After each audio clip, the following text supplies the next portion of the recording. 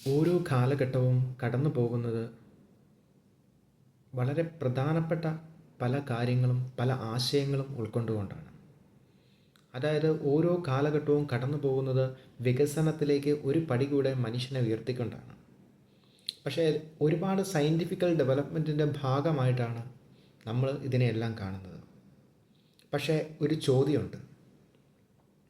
ഈ സയൻറ്റിഫിക്കൽ ഡെവലപ്മെൻറ്റിനും ഈ രാജ്യത്തിൻ്റെ വികസനത്തിനും സംസ്കാരത്തിൻ്റെ വളർച്ചയ്ക്കും ഒക്കെ മുതൽക്കൂട്ടായിട്ട് പലപ്പോഴും നമ്മൾ വിസ്മരിക്കപ്പെടുന്ന ഒരു കാര്യമുണ്ട്. അതിന് ആരും തന്നെ വലിയ പ്രാധാന്യം കൊടുക്കാറില്ല. പക്ഷേ ഒരിക്കലും ഒരു വികസനത്തിൻ്റെ ഭാഗമായിട്ട് അല്ലെ ഒരു വളർച്ചയുടെ ഭാഗമായിട്ട് മനുഷ്യനെ മാറ്റി നിർത്താനോ ഉപേക്ഷിക്കാനോ കഴിയാത്ത ഒരു കാര്യമാണ്. അതെന്താണെന്ന് ചോദിച്ചാൽ ലിറ്ററേച്ചറിൻ്റെ വളർച്ചയാണ്. അതായത് നമ്മൾ കടന്നു പോകുന്ന കാലഘട്ടങ്ങളിൽ എവിടെയൊക്കെ ലിറ്ററേച്ചറിന് പ്രാധാന്യം കിട്ടാൻ തുടങ്ങിയോ അതിൻ്റെ പിൻബലത്തിലാണ് സയൻസും വളരാൻ തുടങ്ങിയത്. അതായത് ഒരു ലിറ്ററേച്ചർ അല്ല, ഒരുപാട് ലിറ്ററേച്ചർ. നമുക്ക് നമ്മുടെ കേരളത്തിൻ്റെ മാത്രം കാര്യം എടുക്കാം. ആരാണ് കേരളത്തെ ഈ നവോത്ഥാനത്തിലേക്ക് നയിച്ചത്? തുടങ്ങുന്നത് എല്ലാ ഉയർച്ചയുടെയും റൈൻസൻസ് എന്ന് പറയും. അതായത് ഒരു ഗോൾഡൻ ഏജ് എന്ന് പറയും. ഈ ഗോൾഡൻ ഏജ് എന്ന് പറയുന്നത് ഒരു 15-ാം നൂറ്റാണ്ടിനെയാണ്. കാരണം ലോകം മുഴുവൻ ലിറ്ററേച്ചറിന് പ്രാധാന്യം കിട്ടിത്തുടങ്ങിയത് ഒരു 15-ാം നൂറ്റാണ്ടോടു കൂടിയാണ്. അതുവരെ ഇതെല്ലാം ഉറങ്ങിക്കിടക്കുമായിരുന്നു. ആ 15-ാം നൂറ്റാണ്ട് തൊട്ട് മാനവിക ചരിത്രം എടുത്തിട്ടുണ്ടെങ്കിൽ അതിന് മുമ്പുണ്ടായിരുന്ന നൂറ്റാണ്ടുകളേക്കാൾ എത്രയോ ശക്തമായിട്ടാണ് വളർന്നത്. മനുഷ്യൻ്റെ എല്ലാ കണ്ടുപിടുത്തങ്ങളും എല്ലാ ഗവേഷണങ്ങളും മനുഷ്യന് ചിന്തിക്കാൻ പറ്റുന്നതിൻ്റെ പരിമിതികൾക്കും അപ്പുറത്തോട്ട് മനുഷ്യൻ ചിന്തിക്കാൻ തുടങ്ങിയത് 15-ാം നൂറ്റാണ്ട് തൊട്ടാണ്. ചരിത്രം എടുത്ത് നോക്കിയാൽ നമുക്ക് മനസ്സിലാവും 15-ാം നൂറ്റാണ്ടിലാണ് ലിറ്ററേച്ചറിൻ്റെ പ്രാധാന്യം ലോകം മുഴുവൻ അറിയുന്നത്. കേരളത്തിൽ എഴുത്തച്ഛനും പൂന്താനവും ചെറുശ്ശേരിയുമായിരുന്നു മലയാള കവിതയുടെ അമരക്കാരെങ്കിൽ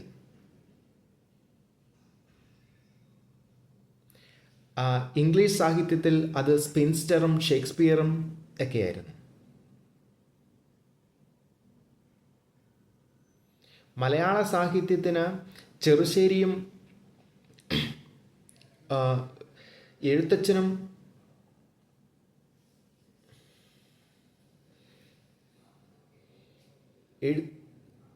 എഴുത്തച്ഛനും പൂന്താനവും ചെറുശ്ശേരിയും ഒക്കെ സംഭാവന ചെയ്തത് എന്താ? ഭക്തിയാണ്. അവരുടെ എല്ലാം കവിതകളിലും അവരുടെ എല്ലാം കവിതാ സമാഹാരങ്ങളിലും എല്ലാം ഉറങ്ങിക്കിടക്കുന്നത് ഭക്തിയാണ്. ആധ്യാത്മിക രാമായണം എഴുതിയത് തന്നെ എഴുത്തച്ഛനാണ്. അപ്പം ഭക്തിക്ക് പ്രാധാന്യം കൊടുത്തു. മനുഷ്യനെ ഈശ്വരനിലേക്ക് അടുപ്പിക്കുന്ന, മനുഷ്യനിലേക്ക് കവിതകളിലൂടെയും സാഹിത്യത്തിലൂടെയും ഒക്കെ മനുഷ്യൻ്റെ ഉള്ളിലേക്ക് പുതിയ പുതിയ ആശയങ്ങൾ ഉണ്ടാക്കി കൊടുക്കാനായിട്ട് ഇവർക്ക് സാധിച്ചു. അതിനെ കയറ്റിവെക്കുന്ന രീതിയിൽ തന്നെയാണ് പിന്നീട് വന്ന നവോത്ഥാന നായകന്മാരായ ആശാനും ഉള്ളൂരും വള്ളത്തോലും ചേർത്ത് വെച്ചത്. കുമാരനാശാൻ്റെ കവിതകളിൽ ഉറങ്ങിക്കിടക്കുന്നത് പ്രേമത്തിൻ്റെ ഒരു വലിയ സങ്കല്പം തന്നെയുണ്ട്.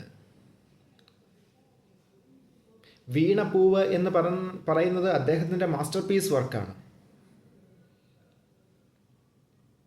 അതിനോട് തന്നെ ഉള്ളൂരും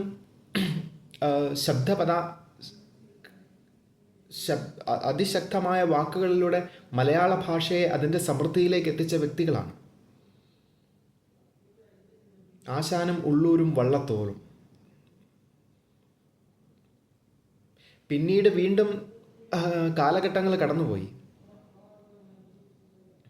19-ാം നൂറ്റാണ്ടിൽ മലയാള കവിതയെ നിയന്ത്രിച്ചത് ആരാന്ന് ചോദിച്ചു കഴിഞ്ഞാൽ അത് മലയാളത്തിൻ്റെ അമ്മ മനസ്സായ സുഗതകുമാരിയും ചങ്ങമ്പുഴയും വൈലോപ്പിള്ളിയുമാണ്. ഇവരുടെയൊക്കെ കാലഘട്ടമായപ്പം സകല കാര്യങ്ങളെയും കവിതകളിലൂടെയും അവരുടെ വാക്കുകളിലൂടെയും അവർ ഉത്ബോധിപ്പിക്കാൻ തുടങ്ങി. ഇനി ഒന്നും കൂടി നമുക്കെടുത്ത് ചോദിക്കാം. ഇവരുടെയൊക്കെ സാഹിത്യ കൂട്ടായ്മകൾ, ഇവരുടെയൊക്കെ സാഹിത്യപരമായ ആശയങ്ങൾ സാധാരണ ജനങ്ങളിലൂടെ, വിദ്യാഭ്യാസത്തിലൂടെ എത്തിക്കാൻ പറ്റി.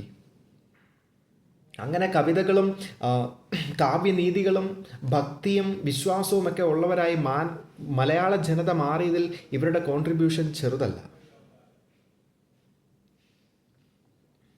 ഒപ്പം ഇതിനെ സാർവത്രികമാക്കിയത് വിദ്യാഭ്യാസ നയങ്ങളാണ്. അന്ന് ആരംഭിച്ച ക്രിസ്ത്യൻ മിഷണറിമാരുടെ വരവോടുകൂടി അവരിലൂടെ ആരംഭിച്ച വിദ്യാഭ്യാസ പരിഷ്കാരങ്ങളും ഒരുപാട് പ്രധാനപ്പെട്ടതാണ്. നമുക്കൊന്ന് എടുത്തു നോക്കാം. ഫ്രഞ്ച് റവല്യൂഷൻ്റെ യഥാർത്ഥ കാരണം എന്താ? ചിന്തിച്ചിട്ടുണ്ടോ? ഫ്രഞ്ച് റവല്യൂഷൻ്റെ യഥാർത്ഥ കാരണം വോൾട്ടയർ, റൂസോ, മൊണ്ടസ്ക്യൂ എന്ന 3 പേര് അവരുടെ തൂലികകൾ ചലിപ്പിച്ചതാണ്. കാരണം അതുവരെ ആർക്കും നിയന്ത്രിക്കാൻ പറ്റാതെ, ആർക്കും കീഴടക്കാൻ പറ്റാതിരുന്ന ലൂയിസ് ചക്രവർത്തിമാരുടെ സിംഹാസനങ്ങൾക്ക് ഈ 3 റൈറ്റർമാർ പരിധി നിശ്ചയിച്ചു. മനുഷ്യനിൽ സമത്വം, സ്വാതന്ത്ര്യം, സാഹോദര്യം മുതലായ മൂലവാക്യങ്ങൾ മനുഷ്യനെ കൊണ്ട് ചിന്തിപ്പിക്കാൻ അവരുടെ സാഹിത്യ രചനകൾക്ക് സാധിച്ചു. സമത്വം, സാഹോദര്യം, സ്വാതന്ത്ര്യം ഫ്രഞ്ച് റവല്യൂഷൻ്റെ ആണിക്കല്ലുകളാണ്.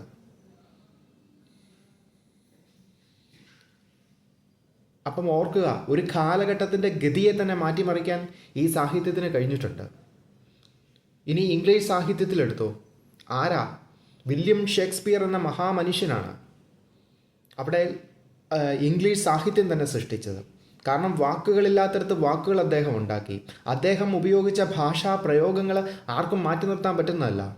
കാരണം അതിനൊരു ഉദാഹരണമാണ് യൂട്യൂബ് ബ്രൂട്ടസ് എന്ന് പറയുന്ന അദ്ദേഹത്തിൻ്റെ ഒരു വാക്ക് പോലും. കാരണം ചതിയുടെ ഏറ്റവും വലിയ വേടായിട്ട് ലോകം എടുത്തു വച്ചേക്കുന്ന വേടാണ് അത്, യൂട്യൂബ് ബ്രൂട്ടസ്. കാരണം അങ്ങനെ ഭാഷയെ ഒരുപാട് പരിപോഷിപ്പിക്കാനായിട്ട് അദ്ദേഹത്തിൻ്റെ കഥകൾക്കും നാടകങ്ങൾക്കും പറ്റിയിട്ടുണ്ട്. കാലഘട്ടത്തെ തന്നെ അവർ ക്വസ്റ്റ്യൻ ചെയ്തു. കാലഘട്ടത്തിൻ്റെ നിയമങ്ങളെ നിയന്ത്രിക്കുന്ന നീതിപീഠങ്ങളെയും അവർ മാറ്റിമറിച്ചു. വില്യം ഷേക്സ്പിയർ എങ്ങനെയാണ് പ്രധാനപ്പെട്ടതായ 15-ാം നൂറ്റാണ്ട് വരെ ഇംഗ്ലണ്ടിൻ്റെ ചരിത്രമെടുത്ത് പരിശോധിച്ചിട്ടുണ്ടെങ്കിൽ നമുക്ക് മനസ്സിലാവും ഒരു വികസനം അവിടെ ഉണ്ടായിട്ടില്ല. ഹെൻറി 8 എന്ന രാജാവിൻ്റെ ഉദയവും അസ്തമയവും സംഭവിക്കുന്ന കാലഘട്ടം. കാരണം അതുവരെ ഹെൻറി 8 മുമ്പുണ്ടായിരുന്ന കാലഘട്ടങ്ങൾ മുഴുവൻ അക്രമങ്ങൾക്കും തീവ്രതകൾക്കും വർഗീയതകൾക്കും ഒക്കെ പേരുകേട്ട സമയങ്ങളായിരുന്നു. കാരണം പരസ്പരം യുദ്ധം ചെയ്തേ ഒരു സമൂഹത്തിന് നിൽക്കാൻ പറ്റത്തുള്ളെന്നും ഒരു സമൂഹത്തിൻ്റെ നിലനിൽപ്പിന് മറ്റൊരു സമൂഹം ആവശ്യമല്ലെന്നും അവരെ നശിപ്പിച്ചുകൊണ്ട് മാത്രമേ രാജാധികാരം നിലനിർത്താൻ പറ്റുമെന്ന ആശയങ്ങൾ മാത്രം നിലനിന്നിരുന്ന കാലം. സ്ത്രീ സമത്വം എന്ന് പറയുന്നൊരു സംഭവം പോലും ഇവിടെയില്ല. അങ്ങനെ ഇരിക്കുമ്പോഴാണ് ഹെൻറി 8 മരണത്തോടുകൂടി അദ്ദേഹത്തിൻ്റെ ഭാര്യയായ ആനിബോളിൽ അദ്ദേഹത്തിനുണ്ടായിരുന്ന എലിസബത്ത് രാജ്ഞിക്ക് അധികാരത്തിലേക്ക് വരേണ്ട ആവശ്യമുണ്ടായത്. കാലഘട്ടം 15-ാം നൂറ്റാണ്ടാണ്. കാരണം ഹെൻറി 8 ആൺകുട്ടികളില്ലാതെ മരിച്ചുപോയി. പകരം രാജ്ഞിയുടെ ഓപ്ഷൻ കിട്ടിയ ആകെ വ്യക്തി എന്ന് പറയുന്നത് എലിസബത്ത് രാജ്ഞിക്കാണ്. കാരണം രാജ്ഞിയുടെ വരവോടുകൂടി ചരിത്രം മാറാൻ തുടങ്ങി. കാരണം അവർ വരുന്നത് യുദ്ധം കൊണ്ട് കൊടിമുട്ടി പരസ്പരം വെട്ടിയും കുത്തിയും ആളുകൾ നശിക്കുന്ന ഒരു കാലഘട്ടത്താണ്. അവിടെ ഇംഗ്ലണ്ടിൽ നോബിൾസ് ഭരണമാണ് നിലനിന്നിരുന്നത്. നോബിൾസ്മാർക്കിടയിലുള്ള യുദ്ധങ്ങളൊക്കെ വളരെ പ്രകടമായ യുദ്ധങ്ങളായിരുന്നു. അവർ പരസ്പരം മത്സരിച്ച് മരിക്കുന്ന കാലഘട്ടമാണ്. അവിടെയാണ് എലിസബത്ത് രാജ്ഞി അധികാരത്തിൽ വരേണ്ടി വന്നത്. കാരണം അതുവരെ ഇംഗ്ലണ്ടിൽ ഒരു സ്ത്രീ ശബ്ദം പൊങ്ങിയിട്ടില്ല. ഒരു സ്ത്രീ ശബ്ദം കേട്ടോ, ഒരു സ്ത്രീയുടെ ആജ്ഞ സ്വീകരിച്ചോ പരിചയമില്ലാത്ത ഒരു ജനതയിലേക്ക് ആദ്യമായിട്ട് ഒരു ഇംഗ്ലണ്ടിൽ ഒരു രാജ്ഞി വരികയാണ്. യൂറോപ്പ് കണ്ടിട്ടില്ല, യൂറോപ്പ് കേട്ടിട്ടില്ല, യൂറോപ്പിന് ചിന്തിക്കാൻ പറ്റത്തില്ല. പക്ഷേ അവരുടെ പ്രത്യേകത കൊണ്ടാണ്, അവരുടെ നൈപുണ്യം കൊണ്ടാണ്, അവരുടെ കഴിവ് കൊണ്ടാണ് അവർ സിംഹാസനത്തിൽ സ്ഥിര സാന്നിധ്യമായി മാറിയത്. കാരണം അവർ വരുമ്പം ഒരുപാട് പ്രശ്നങ്ങൾ, അപ്പൻ നശിപ്പിച്ചു വെച്ചിരിക്കുന്ന ഇംഗ്ലീഷ് സിംഹാസനം ഒരു സ്ഥലത്ത്, മതം കത്തോലിക്കാ സഭയുടെ പിടിയിൽ നിന്നും കത്തോലിക്കാ സഭയെ മാറ്റി ആംഗ്ലിക്കൻ സഭയെ കൊണ്ടുവന്ന് വെച്ചിരിക്കുന്ന സമയം, ആംഗ്ലിക്കൻ സഭയും കത്തോലിക്കാ സഭയും തമ്മിലുള്ള യുദ്ധം ഒരു വശത്ത്, നോബിൾ ഭരണം വേറൊരു വശത്ത്, ശത്രു രാജ്യങ്ങളുടെ പ്രശ്നം വേറൊരു വശത്ത്, ഇങ്ങനെ ഒരുപാട് പ്രശ്നങ്ങൾക്ക് നടുവിലാണ് എലിസബത്ത് രാജ്ഞി ഇംഗ്ലണ്ടിൻ്റെ രാജ്ഞിയാവുന്നത്. അവരാദ്യം പ്രൊമോട്ട് ചെയ്തത് എന്തിനാണ്? അവരെ ആരും അനുസരിക്കത്തില്ലെന്ന് അവർക്ക് ഉറപ്പായിരുന്നു. അവർ അതിശക്തമായ ഒരു പാനൽ ഉണ്ടാക്കി. ആ പാനലാണ് പിന്നീട് പാർലമെൻറ്റായി മാറിയത്. അതിനകത്ത് അതിസമർത്ഥനായ വിദ്യാഭ്യാസ നൈപുണ്യമുള്ള വ്യക്തിയും രാജ്യത്തിൻ്റെ സൈനാധിപനും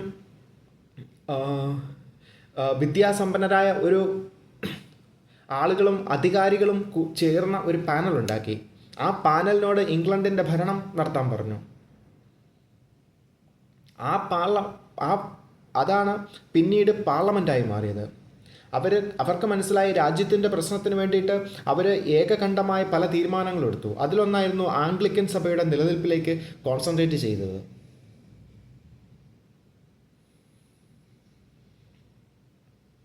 രണ്ടാമതായിട്ട് അവരെടുത്തതാണ് ലിറ്ററേച്ചറിന് അവർ കൊടുത്ത കോൺട്രിബ്യൂഷൻ.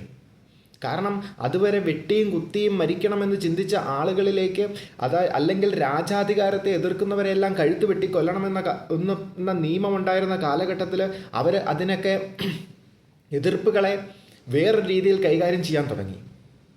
പലരെയും ജയിലിലടക്കിയോ അല്ലെങ്കിൽ സ്ഥാനത്ത് നിന്ന് മാറ്റി പകരം വേറെ ആളെ വെച്ചൊക്കെയാണ് രാജ്ഞി തൻ്റെ ഭരണം മുന്നോട്ട് കൊണ്ടുപോയത്. കൊലപാതകങ്ങളുടെ എണ്ണം കുറഞ്ഞു. രാജാധികാരത്തിൽ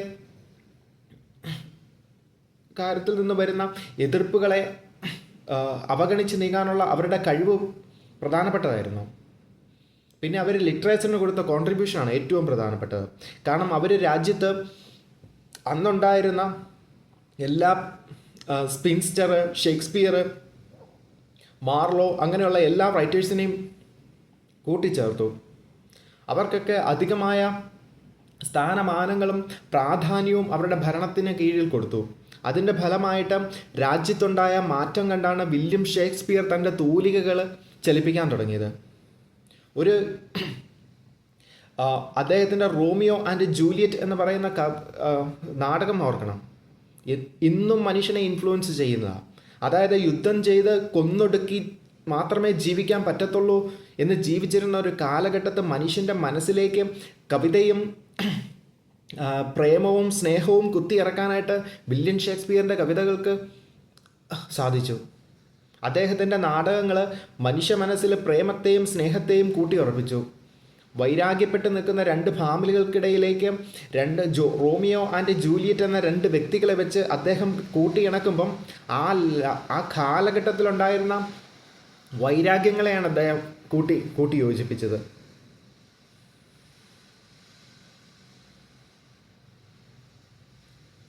അതുപോലെ സ്ത്രീകൾക്ക് ശബ്ദിക്കാനോ പുറത്തു വരാനോ ആവശ്യം ഇല്ല എന്ന് ചിന്തിച്ചിരുന്ന ഒരു ജനതകളുടെ ഇടയിലേക്കാണ് അദ്ദേഹത്തിൻ്റെ നാടകങ്ങളിലൂടെ സ്ത്രീ സമത്വത്തിന് ഉതകുന്ന പോർഷ്വ എന്നൊരു കഥാപാത്രത്തെ അദ്ദേഹം സൃഷ്ടിച്ചെടുക്കുന്നത്. പോർഷ്വയുടെ ജഡ്ജ്മെൻറ്റിന് പുരുഷ വേഷധാരികളായിട്ട് വരുന്ന അവരുടെ ജഡ്ജ്മെൻറ്റിന് ആ കാലഘട്ടത്തിൽ ജനങ്ങൾക്കിടയിൽ സ്വീകാര്യത ഉണ്ടായതോടുകൂടി സ്ത്രീ സമത്വത്തിലേക്കും സ്ത്രീ സ്വാതന്ത്ര്യത്തിലേക്കും സ്ത്രീ ശബ്ദങ്ങളും ഉയരാനുള്ള പ്രേരണയാണ് ഇംഗ്ലണ്ടിൻ്റെ ആകാശങ്ങളിലുണ്ടായത്. ഓർക്കുക, ലിറ്ററേച്ചറിൻ്റെ വളർച്ച എന്നും രാജ്യത്തിൻ്റെ വളർച്ചയോട് ചേർത്ത് വയ്ക്കേണ്ടതാണ്. എല്ലാ വളർച്ചകളുടെയും അടിസ്ഥാന വളർച്ച എന്ന് പറയുന്നത് ലിറ്ററേച്ചറിൻ്റെ വളർച്ചയാണ്. അത് ഒരു ലിറ്ററേച്ചറിൻ്റെ അല്ല, എല്ലാ ലിറ്ററേച്ചറിൻ്റെയും. ഏത് മതത്തിൽപ്പെട്ടതായിക്കോട്ടെ, ഏത് രാജ്യത്തിൽപ്പെട്ടതായിക്കോട്ടെ, ഏത് സംസ്കാരത്തിൽ പെട്ടതായിക്കോട്ടെ. ഓർക്കുക, നോബൽ പ്രൈസ് പോലും ഫിസിക്സും കെമിസ്ട്രിയും സമാധാനത്തിനുള്ള നോബൽ സമ്മാനം കൊടുക്കുന്നതോടൊപ്പം ലിറ്ററേച്ചറിനെ ചേർത്ത് വയ്ക്കുന്നുണ്ടെന്ന് ഓർക്കണം. കാരണം ഇതിന് മൂന്നിനും എന്തുമാത്രം പ്രാധാന്യം, ഈ മെഡിസിനുമൊക്കെ എന്തുമാത്രം പ്രാധാന്യമുണ്ട്, സയൻസിന് എന്തുമാത്രം പ്രാധാന്യം കൊടുക്കുന്നുണ്ടോ അത്രമാത്രം പ്രാധാന്യം സമാധാനത്തിനും ലിറ്ററേച്ചറിനും ലോകത്തിൻ്റെ ഏറ്റവും വലിയ അവാർഡായ നൊബേൽ പ്രൈസ് കൊടുക്കുന്നുണ്ടെന്നുള്ളത് നമ്മൾ ഓർത്തിരിക്കേണ്ട കാര്യം തന്നെയാണ്. എക്കണോമിക്സും ഫിസിക്സും കെമിസ്ട്രിയും മെഡിസിനും മാത്രം വളർന്നാൽ പോരാ, അതെന്തോരം പ്രാധാന്യത്തോടെ വളരുന്നു അത്രയും പ്രാധാന്യത്തോടെ തന്നെ സമാധാനവും സയൻസ് ലിറ്ററേച്ചറും വളരണം. ഒരുമിച്ച് പോകേണ്ട ഈ അവിഭാജ്യ ഘടകങ്ങളെ അവർ മാറ്റി നിർത്താൻ നമുക്കും ശ്രമിക്കരുത്. കാരണം റിലീജിയനോ ഭാഷയോ സംസ്കാരമോ ഒന്നുമല്ല ഡെവലപ്മെൻറ്റ്. ഒരു കൺട്രിയുടെ ഡെവലപ്മെൻറ്റ് ഉണ്ടാകണമെങ്കിൽ വേണ്ട സംഭവം എന്ന് പറയുന്നത് സമാധാനവും ലിറ്ററേച്ചറും സയൻസിൻ്റെ ഡെവലപ്മെൻറ്റുമാണ്.